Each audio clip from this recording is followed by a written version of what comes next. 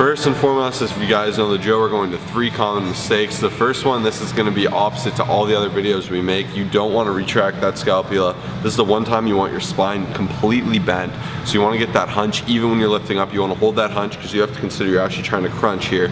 If you have this retracted, you can't really get a good crunch. You need this forward to be able to squeeze into that crunch. And that is number one. As you can see, Kyle's doing it here. He's got his back very postured. It looks very awkward. It looks like he's trying to kiss the floor, and that's what you're gonna get, as opposed to actually trying to drive that chin all the way down to the knee and really get that big contraction that you're aiming for with this exercise. Number 2, guys, is trying to kiss the floor. This is the most common mistake because you're actually completely screwing up your range of motion. Think of a crunch, you're trying to drive yourself all the way forward towards your knee. This is the exact same thing, it's just a different plane of motion coming from the top. So you wanna start with that back hyperextended, and as you guys can see, I'm driving that chin inward. Looks a little silly, I look very hunched, but that's what's gonna give me that squeeze. And then kind of like a 2.5 of sorts is to hold the squeeze. You need to play around until you actually feel the squeeze and you feel all of your abs being worked.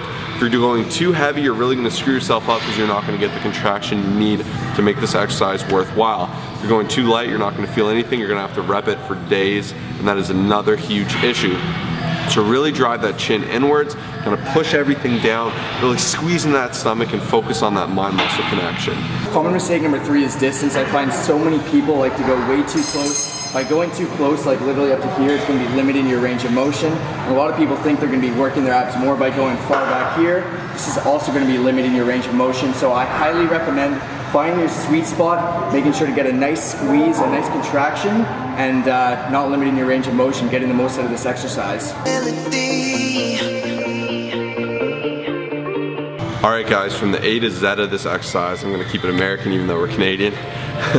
We're gonna start from setup to finish. So first and foremost, there's 2 kinds of setups. Some people go high knees, kind of closer knees. That'll keep your hip upward more. I like this a lot better because I get a lot more initial hip flexion, which really helps you drive the force into your core. Whereas the people that have their feet really separated and wide, I find can get a lower range of motion. And a lot of people say to keep your butt down, but I recommend kind of keeping it up, but keeping your hips under flexion to where you can drive into the core, because that's where that whole exercise lies. Like even if you're just standing, you look a bit dumb, but you gotta learn how to squeeze into that core. And I find by starting with that hip flexion and then driving inward into your core region, you're gonna get an amazing contraction. So that's why I would recommend closer knees. If you do find wider knees more comfortable because your hips, you can get better flexion, that's up to you. Next and most important is your grip. You're gonna get a grip like a Facebook grip. You're gonna grab on. Now here, I really recommend pulling it down all the way to the shoulder. Some people say head, but I find when you let it stretch and move, it's easy to start overcompensating by pulling through your arms with your lats, and that's not what we're going for. We want that right on the ab. So you're gonna pull that downward here, as you guys can see. I have it nice and close to my head. Now from here, I kind of get that weird little bend in the back, right? So that's a hyperextension of the back, which is normally a horrible thing in exercise. So this is the one time we're gonna run contrary to that typical rhetoric. But here, past that, I'm driving the chin inward, and I'm trying to put a lot of force on my abs and keep that all the way down to a huge contraction. You guys can see, I like to hold and make sure I'm really isolating the muscle. But on the way up, you're gonna wanna go to where you feel your abs nice and extended. Not overextended, you don't wanna go too high, that's another common issue. You wanna go just where they're fully stretched out and fully contracted, just like any other muscle. Just like a bicep, you extend, you contract, and that's all it is. And with anything you do, that's what's important. But for this one, above all, play around with things, give it a try, and make sure you're actually feeling your abs when doing this exercise.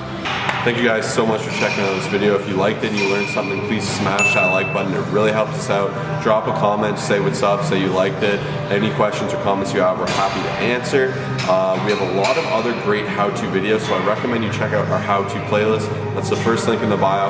Second, we also offer online fitness coaching. If that's something that interests you, you want to take your fitness to the next level. We do macronutrient coaching, programming, form evaluation, constant support, oversight. We're here for you if that's something you're interested in. Click the second link, watch the video, read the details. We'd love to work with you. Until next time, guys, peace.